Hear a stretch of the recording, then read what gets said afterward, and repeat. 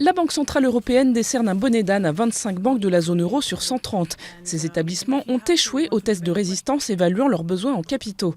Si certains parmi eux ont déjà commencé à combler ces besoins depuis l'audit, les plus mauvais élèves ont désormais 2 semaines pour présenter un plan de recapitalisation. Objectif de l'opération, restaurer la confiance dans ce secteur clé de l'économie. Pas d'inquiétude du côté des grandes banques françaises qui ont passé l'évaluation haut la main.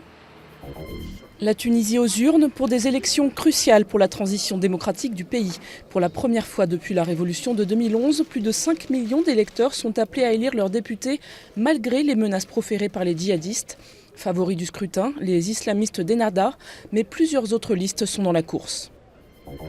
Autre enjeu, autre scrutin au Brésil où plus de 140 millions d'électeurs doivent élire leur président ou leur présidente. Entre la sortante de gauche Dilma Rousseff et l'opposant de centre-droit Aécio Neves, le pays est divisé.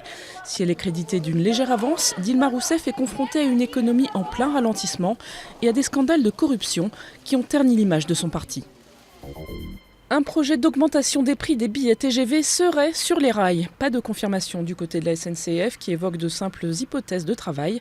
Mais dans la presse, on parle de 6 à 10 euros de plus par billet pour les passagers de première classe et d'un durcissement des conditions d'échange-remboursement pour le tarif loisir. Des mesures plausibles vu le contexte économique.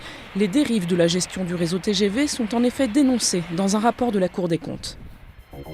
Halloween, une fête qui ne manque pas de chiens à New York. Plusieurs milliers de personnes sont venues assister à la Dog Parade, 24e du nom.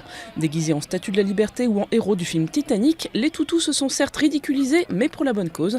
L'argent récolté financera un square exclusivement réservé aux meilleurs amis de l'homme.